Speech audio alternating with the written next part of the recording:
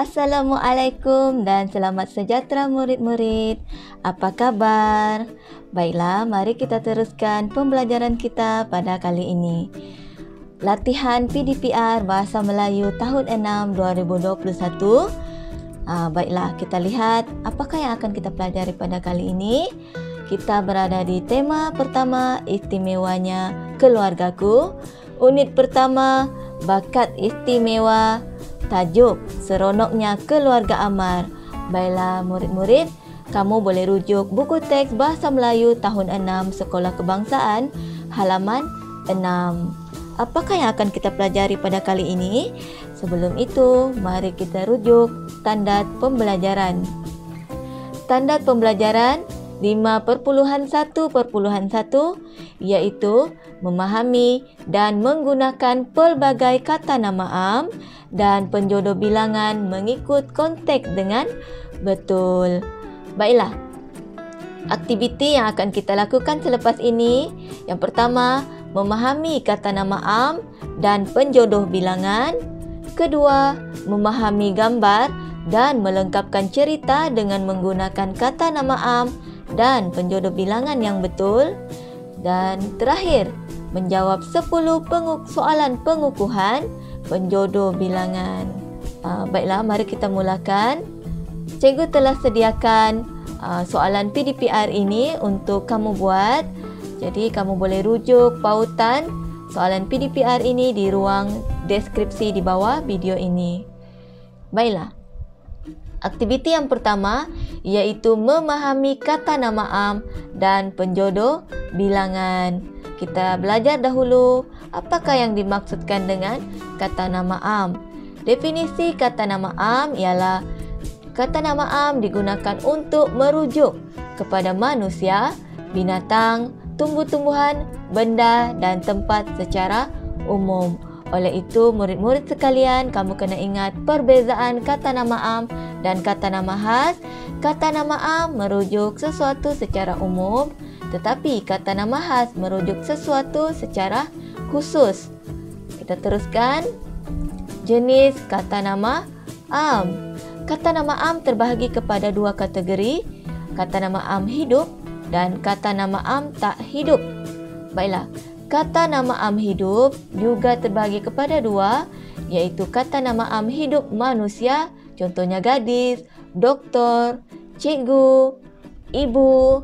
Seterusnya, kata nama am hidup bukan manusia, contohnya kancil, jin, hantu.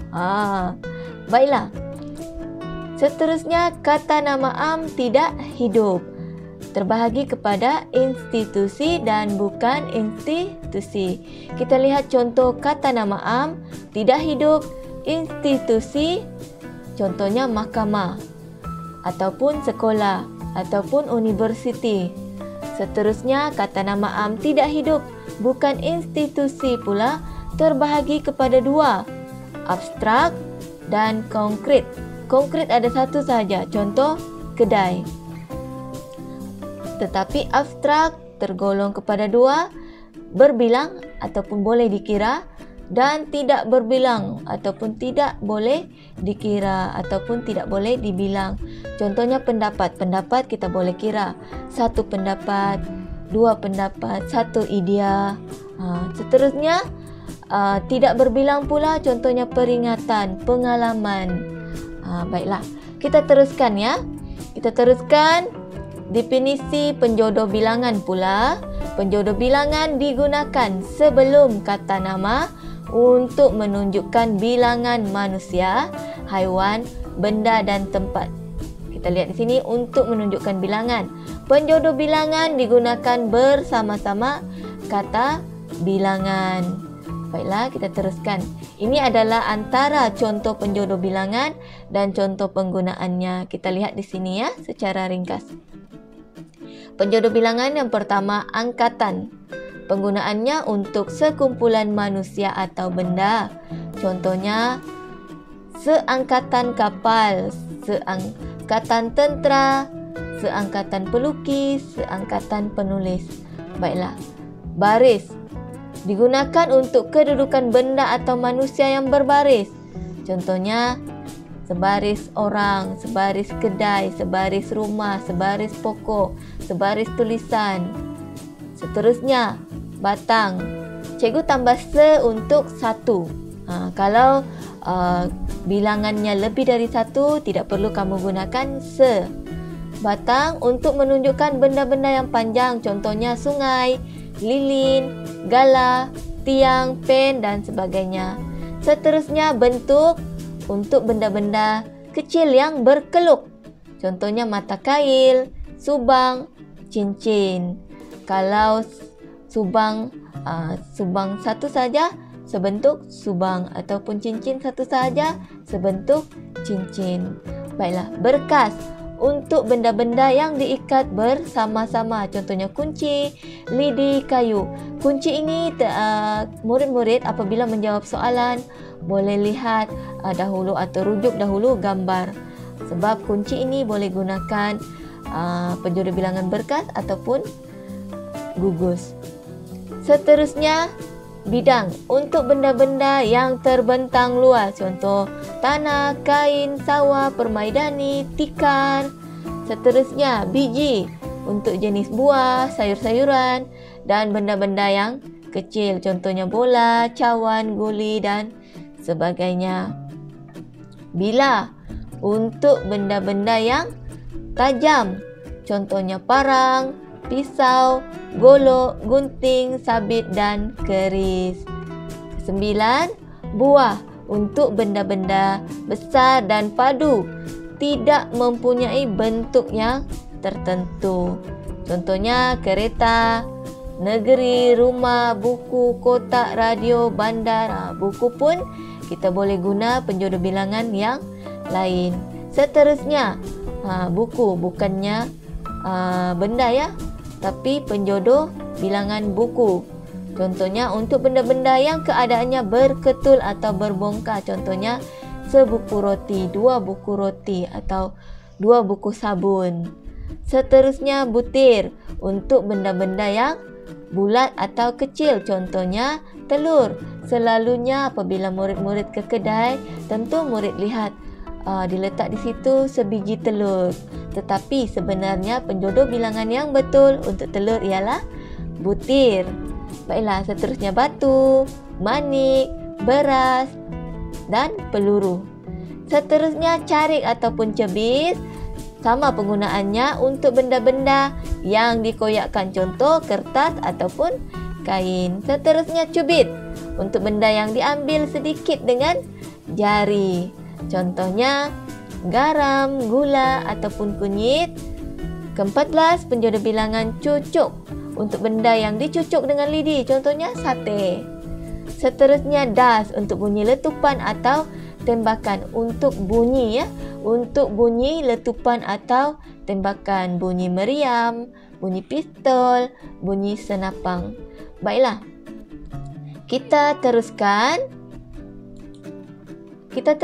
aktiviti kedua, iaitu murid memahami gambar dan melengkapkan cerita dengan menggunakan kata nama am dan penjodoh bilangan yang betul. Kalau kamu rujuk buku teks halaman 6, kamu akan lihat gambar ini. Cikgu tunjukkan secara penuh. Ada diberikan kata nama am dan penjodoh bilangan, kemudian tajuk pelajaran, pendahuluan, dan diberikan di sini ada 4 gambar ikut susunan. Gambar pertama, gambar kedua, gambar ketiga dan gambar keempat. Seterusnya di bawah kamu lihat penutup di sini diberikan, dan kamu diberikan di sini inti bahasa. Kita baca contoh kata nama am, kereta, budak, pokok, ayam. Contoh penjodoh bilangan, ekor, buah, gugus dan potong. Di buku teks telah diterangkan secara ringkas contoh kata nama am dan contoh penjodoh bilangan yang terdapat dalam gambar ini. Baiklah, aktiviti yang akan kamu lakukan yang diberikan di buku teks ialah bercerita dengan menggunakan kata nama am dan penjodoh bilangan yang betul.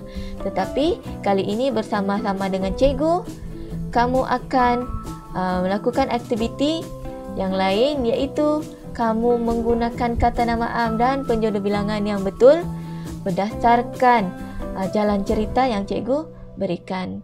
Kita mulakan pendahuluan. Seronoknya keluarga Ammar. Keluarga Ammar sering melakukan aktiviti rekreasi pada hujung minggu dan musim cuti sekolah.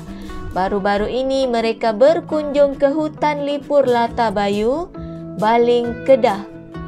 Baiklah, gambaran pertama. Kita lihat di sini Encik Ammar, isteri Encik Ammar dan anaknya Ammar serta adik Ammar. Baiklah, permulaan Encik Zakaria memandu. Kemudian kita sambung cerita ini. Encik Zakaria, kita lihat di sini, kita sambung.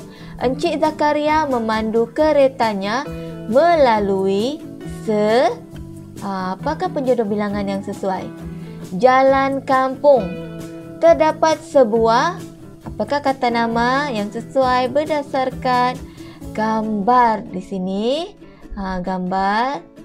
Baiklah. Tradisional Melayu di kawasan itu.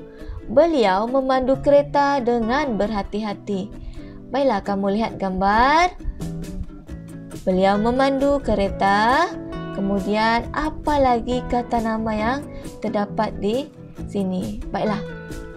Adakah sebaris jalan kampung terdapat sebuah rumah ataupun sebatang jalan kampung atau sebuah rumah atau sebaris jalan kampung, sebuah kampung ataupun sebatang jalan kampung ataupun terdapat sebuah kampung? Apakah jawapan kamu?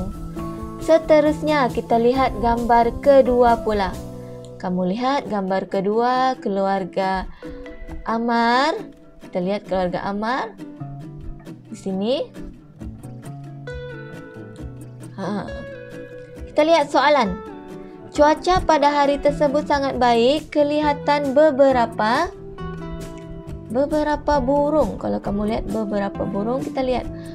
Di sini ada burung. Apa penjodoh bilangan untuk gambar ini ya? Sedang terbang. Ammar sekeluarga singgah merakam beberapa tempat kosong, penjodoh bilangan, foto di hadapan pintu masuk ke hutan lipur Lata Bayu. Kalau kamu lihat, adakah pilihan pertama kawan biji, kedua kawan keping, ketiga gerombolan helai, keempat gerombolan keping? Apakah jawapan kamu berdasarkan gambar ini? Seterusnya kita beralih ke gambar yang kedua. Kamu lihat di sini Ibu Ammar dan Ammar. Seterusnya, setelah tiba di kawasan perkelahan, Ibu Ammar membentangkan ini tikar mengkuang.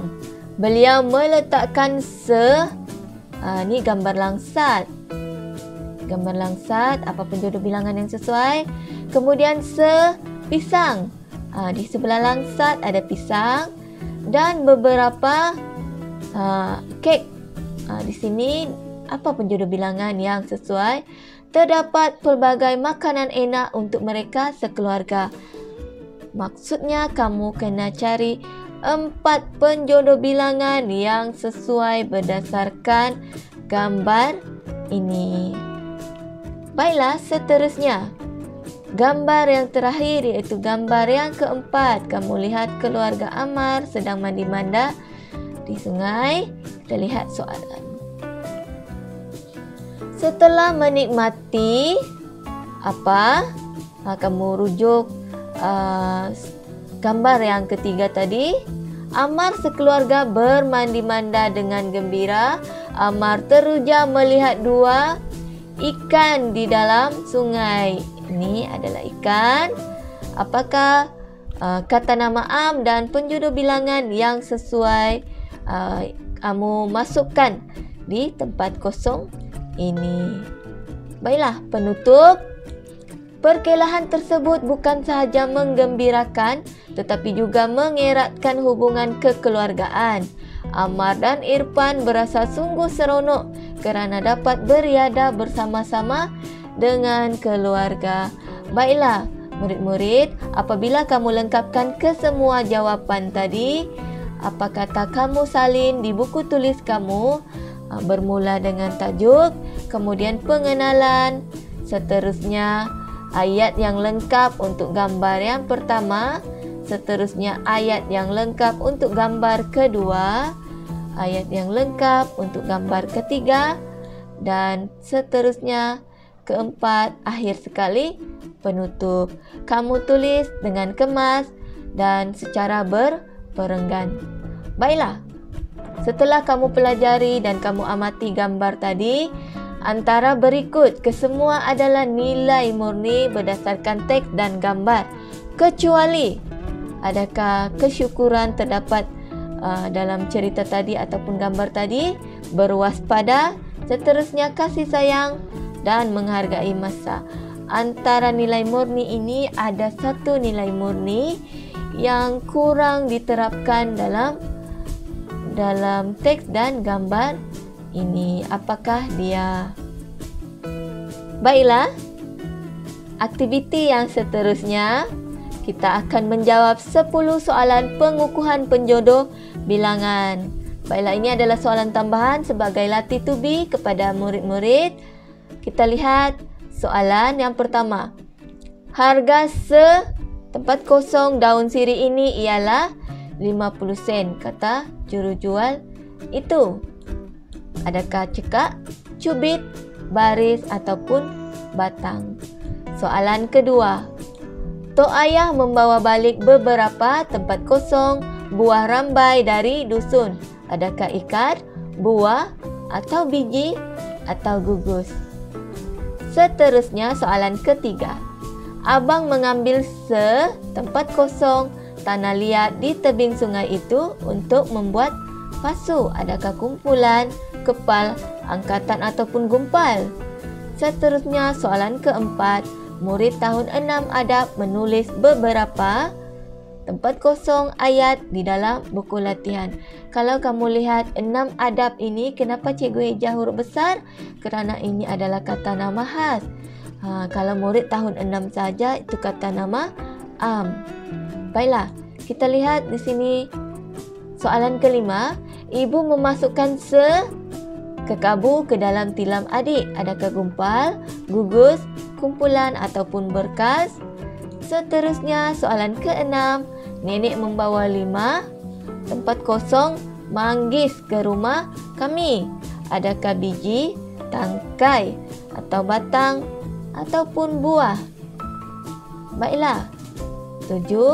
Abang membeli 2 tempat kosong surat kabar dari kedai Pak Mahmud. Apakah penjodoh bilangan yang sesuai untuk surat kabar? Seterusnya soalan ke-8. Setempat kosong muda-mudi telah ditangkap oleh polis di sebuah rumah kosong. Adakah kumpulan, pasang, rawan ataupun kelompok? Soalan 9. Pakcik Ramu membeli 5 tempat kosong rambutan di gerai buah-buahan itu. Apakah penjodoh bilangan yang sesuai? Akhir sekali, kita lihat soalan yang terakhir. Yusri menggunakan kayu hoki untuk memukul bola itu. Adakah puntung, kaki, biji ataupun batang? Baiklah, sampai di sini pembelajaran kita pada kali ini. Apa kata anda kongsikan markah anda di ruang komen? Berapakah jumlah markah yang anda perolehi? Adakah mencapai markah penuh iaitu 30 markah ataupun kurang daripada itu? Untuk itu, sekian saja daripada cikgu. Selamat belajar.